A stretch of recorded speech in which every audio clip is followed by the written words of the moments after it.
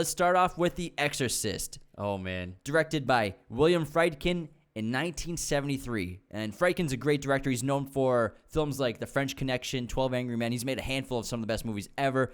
This film was based loosely on actual events and adapted from a novel of the same name. When young Reagan, played by Linda Blair, starts acting odd, levitating, speaking in tongues, her worried mother and movie star, Ellen Burstyn, seeks medical help, only to hit a dead end. A local priest, played by Jason Miller, however, thinks the girl may be seized by the devil. The church sends an expert, Father Marin, played by Max von Sydow, to help with the difficult job. This is, I think, the scariest movie ever made. I've never seen a movie before that made me feel so fearful of something supernatural because it made it seem so realistic. Yeah, this is probably the most terrifying movie ever made, and especially when it was released. It's a cult classic, obviously, released in 1973. But audiences were so shocked by what they saw on screen that there were reports of people fainting, vomiting in movie theaters. One woman reportedly blamed the film for a miscarriage. Another woman fell down from passing out and broke her jaw and sued the studio for that too. So there was just this wild frenzy of people seeing this in theaters because, again, this is 1973. People had never seen anything like this in mainstream cinema. Yeah, we see images like this in every horror movie that we nowadays. It's a common thing, but this is very similar to the shower stabbing scene in Psycho, where nothing like that had been ever seen before in cinemas. People had never experienced these kinds of images, these kinds of horrific moments of gore and fright and terror. It was unexpected for audiences. Yeah, it was highly publicized. Led to medical journalists giving a psychiatric name for the craze associated with the horror film titled Cinematic Neurosis. So you could say that it definitely struck a chord with American audiences and global audiences. And the ironic thing is Warner Brothers didn't think it was going to be a big hit. It was an $11 million budget, but they originally released it only on 30 theaters at first. Wow. And then eventually this word spread like crazy word of mouth, and it ended up making $441 million, which in 1973, adjusted for inflation, is over $1 billion. For a horror movie in 1973. This movie was such a sensation also because of the word of mouth, but it was a very popular property. When the novelization came out the year previous, it was the highest selling book of that entire year, and it spent an entire year atop the New York Times bestseller list. Yeah, it kind of reminds me of Get Out, because Get Out was, again, like a $4 million production. No one really ever heard of Blumhouse Studios, and Jordan Peele, we kind of knew him from his sketch comedy shows and some other minor roles here and there. And then David Kaluuya, we never seen him before in a movie, really, besides we saw him in Black Mirror in an episode. Aside from that, that was like a relatively low expectation film, but then word of mouth drove that movie like crazy, and that movie ended up breaking like $250 million on a $4 million budget because of word of mouth, kind of like a craze with The Exorcist. Yeah, it's like people told other people, you have to see this movie, you're not going to believe this. But also, The Exorcist taps into this very heavy themes of, is hell real? Are demons real? Is Satan real? And so, obviously, religion was stronger in American minds back then than it is now. But still, it helped. The mystery of religion in evil and goodness is, in spirituality, is brought to light in this film like no other movie before it. And that's why I think it had such an impact it had. Yeah, because maybe for like a couple hours it kind of solved that mystery of like, is there an afterlife? Are there really demons? Is there a hell? Because this is truly, of all the movies you'll ever watch, if you sit down, shut your phone off, watch this movie, it's truly one of the most powerful 2 hours of escapism you'll ever have watching a movie. Dude, even nowadays, if I watch this movie, I'll be like, oh, is hell a real thing? It's terrifying. Are demons real? It's horrifying, and it's because Friedkin did such a great job with it, and he really made it feel like a real story. Yeah, it's almost like an emotional assault he puts on us. It's not a movie you go into wanting to enjoy it. You don't go into this movie wanting to have a good time. You go into this movie and you got to have the expectations that you're going to be messed with. Your head is going to be scrambled eggs by the end of it. Yeah, because, I mean, the main theme of this movie is pure evil taking over pure innocence in the face of the demon whose name is Pazuzu taking over Reagan and possessing her. Yeah, so that's the name of the demon in the book, but they never bring up the name in the movie. Yeah. And yeah, again, The Exorcist kind of satisfies, like you said, those curiosities of death, life, afterlife, and heaven and hell. It's one of the rare movies where every time I watch it, it still has a profound impact on me, and it still is bone-chilling every time you see it. Yeah, because like we said earlier, you see things in this movie that you'd never seen before. Even today, you don't see movies like with scenes this shocking. For example, Reagan climbing down the stairs upside down with that like crazy spider crawl with blood coming out of her mouth. Reagan stabbing herself with the crucifix. The shot of her head turning completely 180, 360 degrees. Like, what the hell? The levitation scene, the bed shaking scene, when her body's contorting. And one of my favorite scenes is the scene where Chris goes to check on the screaming Reagan. She runs into the bedroom, and then Reagan hits her onto the floor. And then Chris is about to get up, and then the furniture in the room starts moving. The door closes on its own, and then the dresser starts moving towards Chris, and she has to get out of the way. And you're like, oh my God. And it's all practical, and it beats any kind of CGI that you do nowadays. It just, nothing compares to actually seeing a dresser actually move on its own and attack a character. Yeah, this movie's almost 50 years old, and the special effects still holds up. We watched it the other day, and it's not a moment of that is disbelievable. Versus if you watch a movie in like the early 2000s, that CGI does not even hold up at all in 2010. Yeah. But practical effects, we preach it all the time on this show. Practical effects, if done well, are the master of special effects. And I think that's one of the reasons why the scenes work so well. And also the way Friedkin shot them is it's very simple. Lots of long takes, lots of wide shots. It's not a bunch of fast cuts and jump scares and loud music popping out at you. It's all very slow and methodical. And he shows you everything. He doesn't hide anything from you. And so that really brings you into each scene, showing the entire scene of a room, the entire environment of a room or the house. Really brings you into the moment and makes you feel like you're there, rather than a bunch of tight close-ups that are constantly cutting super fast, and it brings you out of the moment. This makes you, the reason why it feels so real is because he shoots it, it's kind of like a documentary style. It's not handheld, but from far away, and you see everything in the frame, and that makes you feel like you're in the room with them.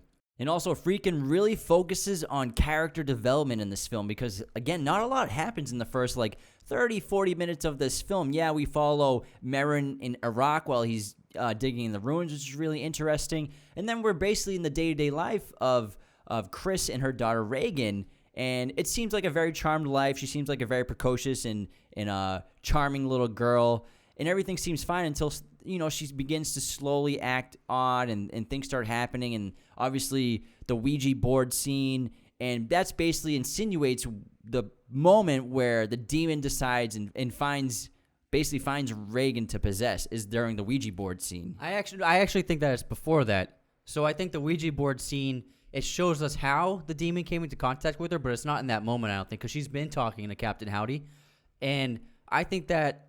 So Captain Howdy is her imaginary friend. Yeah, is actually Pazuzu communicating with her through the Ouija board. So I think that the beginning of the possession started before the film even starts.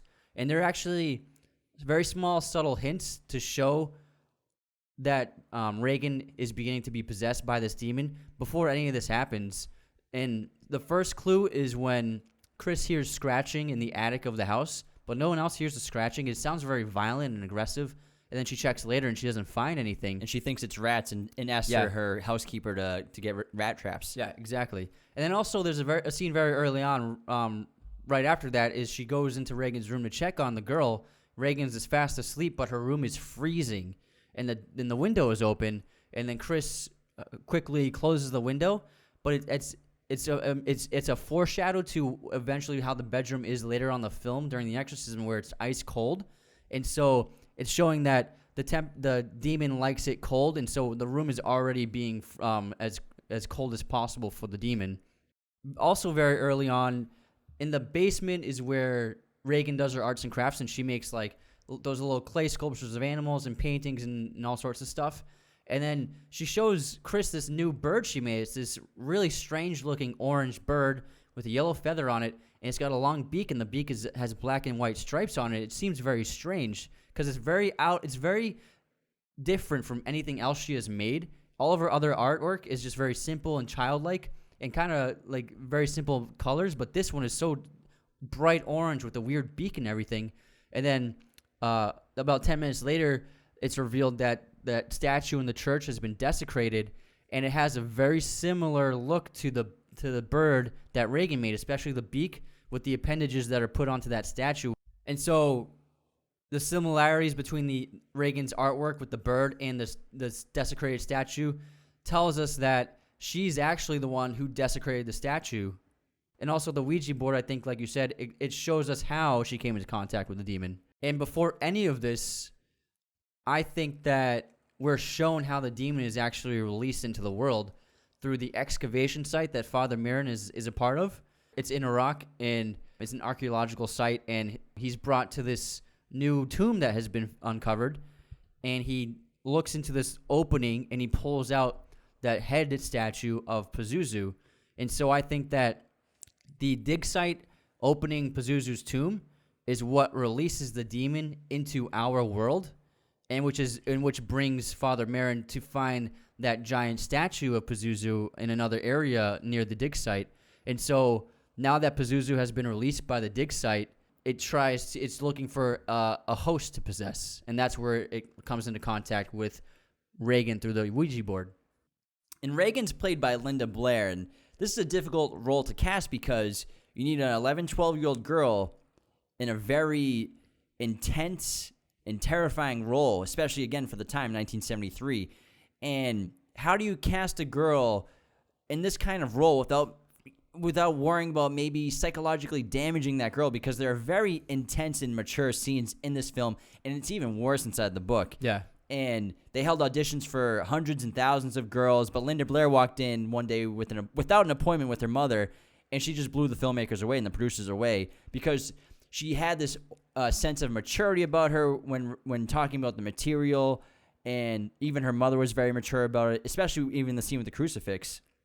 And she gives an amazing performance, and again, a very physical performance with what she has to do while all the scenes where she's strapped down to the bed or even she's being evaluated by the doctors.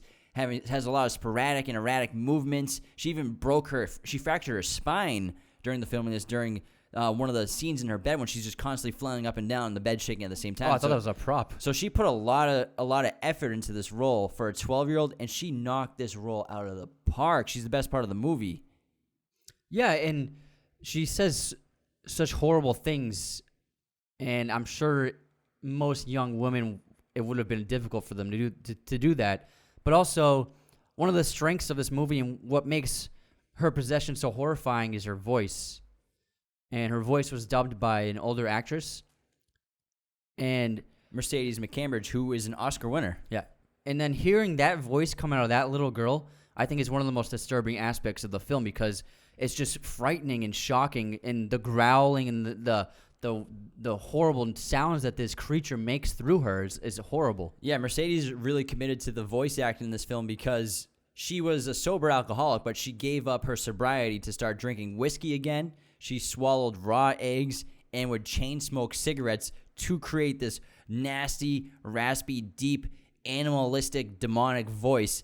And tragically, this film people think is cursed. You know, again, we talked about what happened in theaters when people saw this, and also it affected people outside of the film and even some of the actors in the film. For example, Mercedes McCambridge's son committed a horrible crime of murder-suicide on his entire family. Wow. And this film also has an actor in it who ended up being a serial killer. He's a doctor in one of the hospital scenes with Reagan when she's going for the spinal tap. So his name is Paul Bateson, and he actually did that for a living with the x-ray machines. And it ended up coming out a couple years after the film that he got caught after he killed somebody because he lured a man back into his home and then beat him to death with a frying pan or cast iron skillet.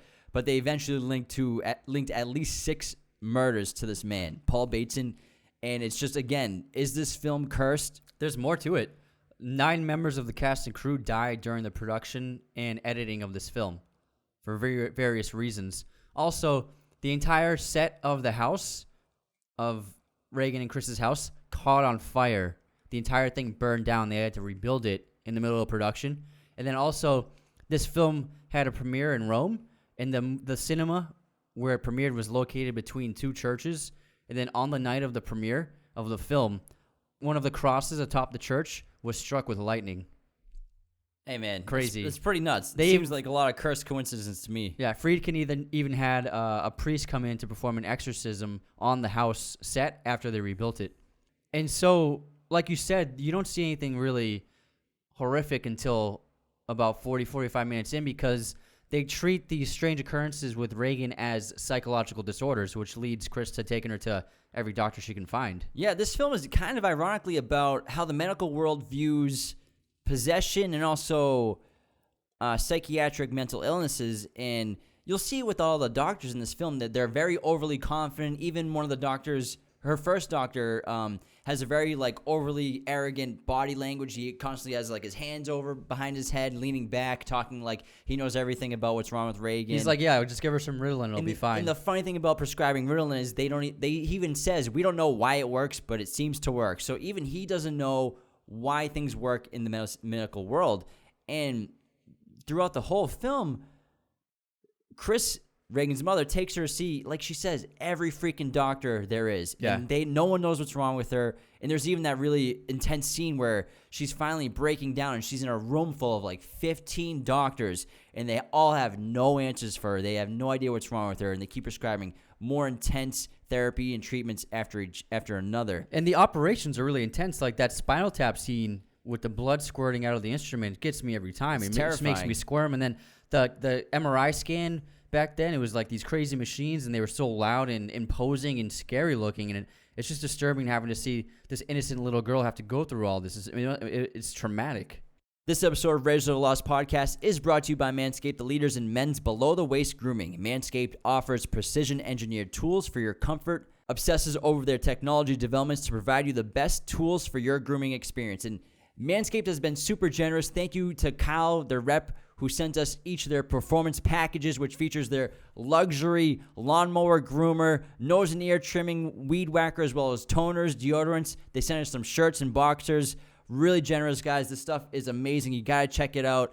Get 20% off your order and free shipping using coupon code Raiders of the Lost at checkout. Again, Raiders of the Lost at checkout for 20% off and free shipping. Yeah, this stuff is great. The grooming supplies are fantastic. And also, I'm wearing the briefs right now, and they're insanely comfortable. They're so soft, and I'm sporting my Manscaped shirt. Got to represent. Fits perfectly, so highly recommend this brand. Yeah, guys, grooming is a necessary part of life. We all got to do it. This shouldn't also just be an exclusive ad for men. If you have a boyfriend, you have siblings, you have a brother, your father, I'm telling you, this is a great gift for any of the men, brothers, boyfriends in your life. Trust me, any guy would freak out if you got this for them. I was blown away by the lawnmower. It's waterproof. It has 7,000 RMS motor. It has a built-in flashlight. You can use it in the shower. Cool. Yeah. It's insane. I'm not even kidding. I've been using these $12 buzzers from CVS my whole life, and they are garbage compared to this thing. Again, Raiders of the Lost at checkout for 20% off and free shipping.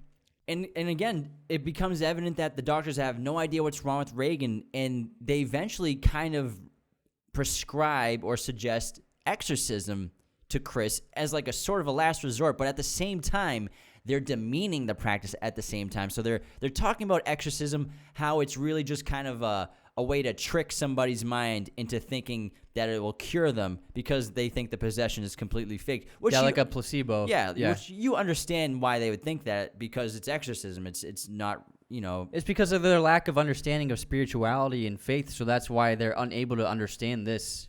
And even Father Carys doesn't believe it at first. Even Chris, she's an anti-religious person. She Yeah. even becomes upset when she finds the crucifix in Reagan's bedroom. Which is why I think Reagan is the one who was eventually possessed by the demon. Also, yes, because of the Ouija board, but demons look for people who are weak in spiritual beliefs, and also who are in weakened states emotionally and personally.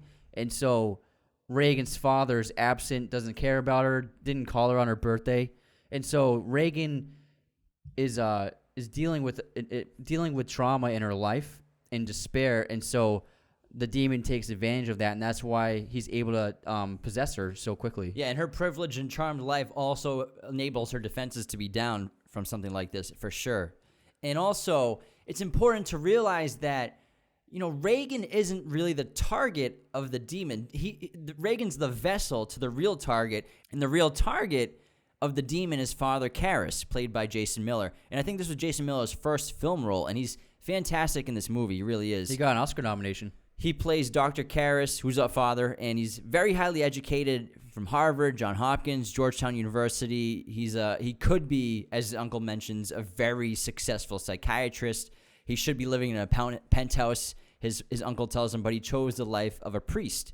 And he looks like a boxer, but he himself is also a troubled man. You know, we often see our spiritual leaders or our religious and spiritual leaders are projected as kind of perfect people without fault to us, but we look at Father Carys, and I'm sure every priest is like this. They have faults. You know, Carys has a bit of a drinking problem. He has a troubled relationship with his mother who's on her way out and seems to be breaking down mentally. He's having trouble with his faith. He doesn't want to do this work anymore, being a psychologist for the church.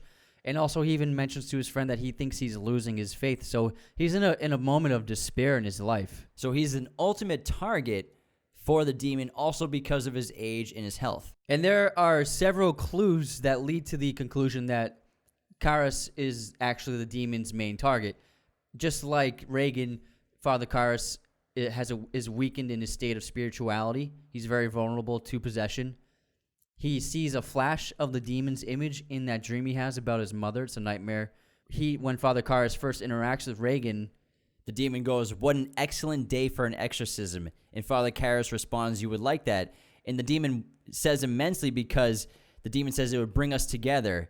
And Father Carys thinks you and Reagan, but really the demon says you and us because the demon's talking about the demon and Carys. Just how I mentioned there was a flash of the demon in Father Carys' dream, there's actually several flashes of the demon throughout the first act of the film. Friedkin used this very subtle subliminal imagery of the demon, little flash cuts and quick cuts of the demon's image multiple times throughout the film. And so you see the face of the demon when Reagan is first in the hospital. There's just a quick flash of the demon's face. And then the flash of the demon in Father Carys' dream.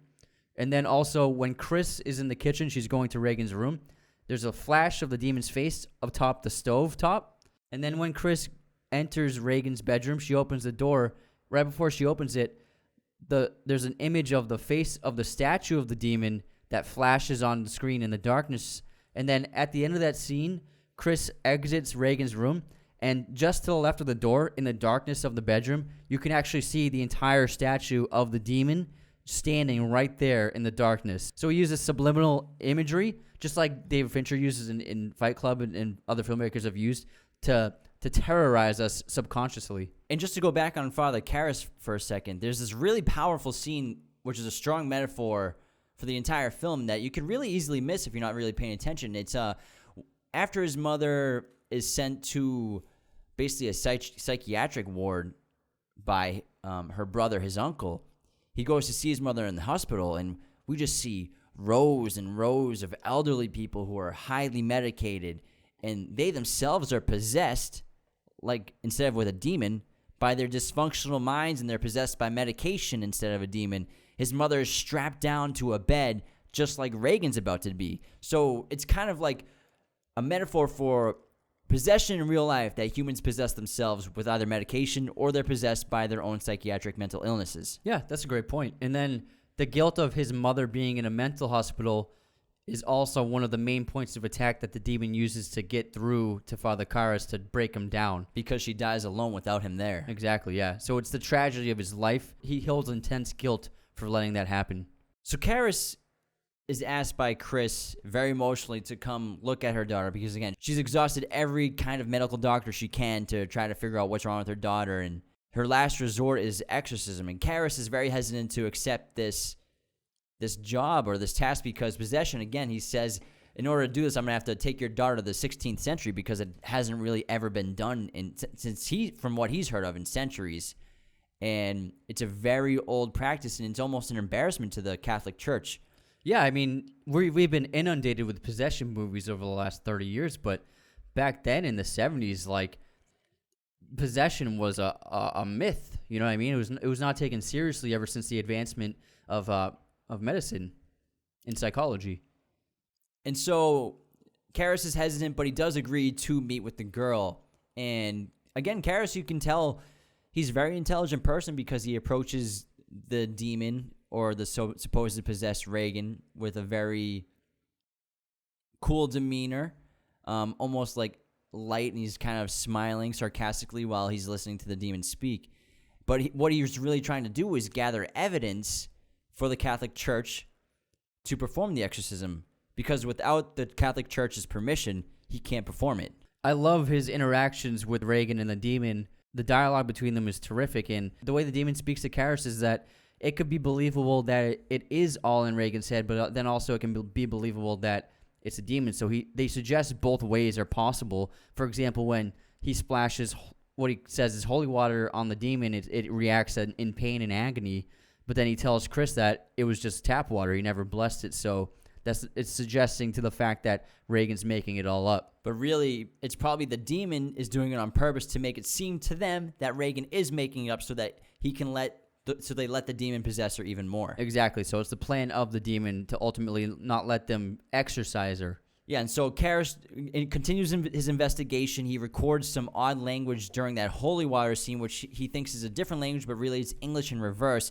And then really, probably the most disturbing moment in the film to me is when we see the scars on Reagan's stomach that say, "Help me." The demon couldn't have done this with the arms tied down, and this we see it appear. So it means that Reagan is somewhere deep inside that body, deep inside the demon, but she can make contact, and she's willing to scratch and cut her own flesh to make contact with someone for help. Yeah, it's a disturbing scene, and it was actually a special effect that they used. It's all practical, and actually the name formed. It was a chemical reaction they used to make the letters form in camera in the moment in real time. So it's not like it's motion capture or stop motion or anything. It's all real time. It's pretty cool. Yeah, again, very iconic scenes too with the going down the stairs. But again, then the projectile vomit scene right into Father Carys' face, which required only one take, and it was actually intended to hit Miller in the chest, but it was a misfire and it hit him in the face.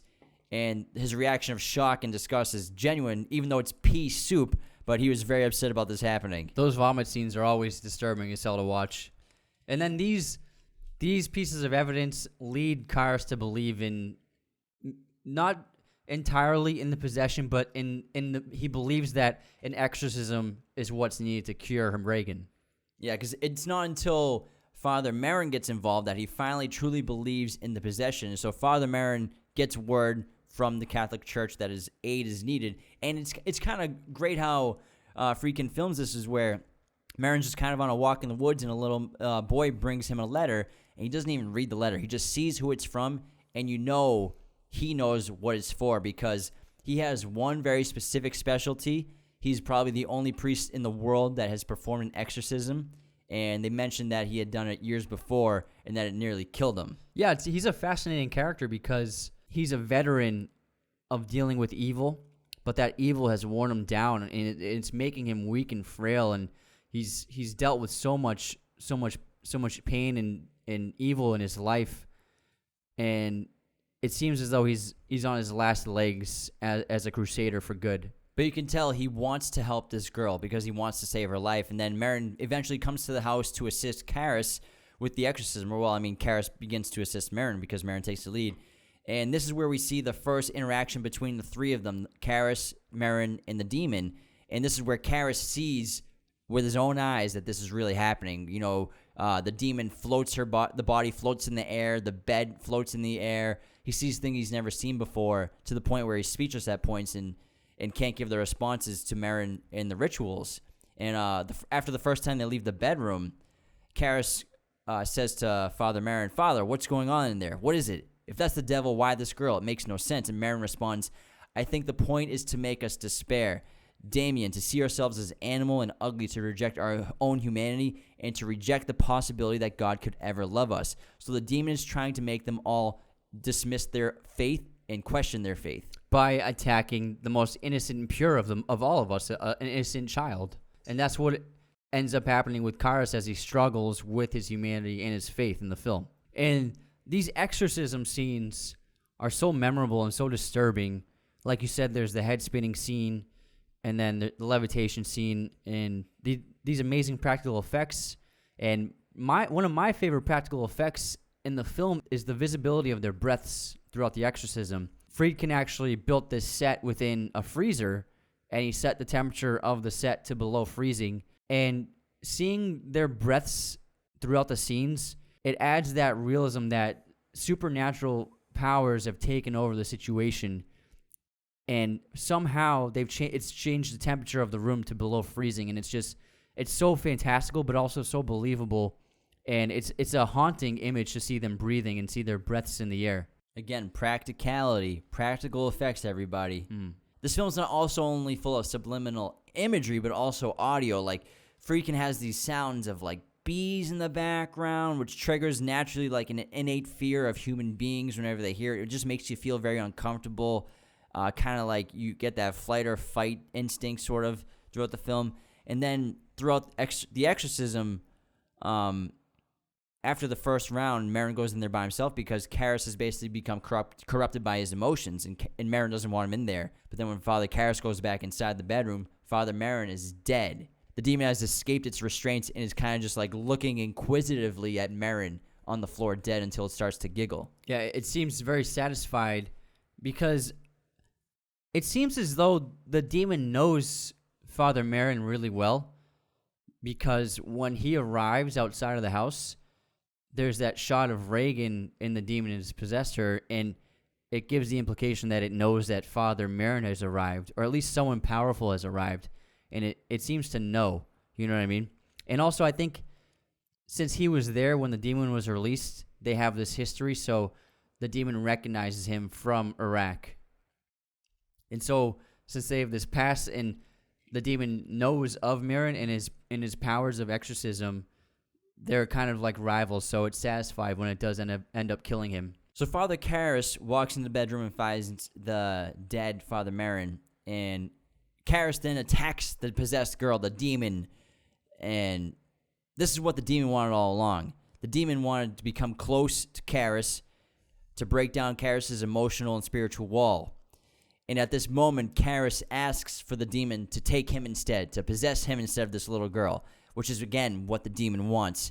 And so the demon takes over Carys' body for about a few seconds, but Carys is able to fight it off for a little bit before he harms the little girl, before he does anything evil, before he gets fully taken over by the demon, and he jumps out the window to his own death, which basically leads to the death of the demon as well, or so we think. Yeah, so like you said, that's what the demon wanted all along.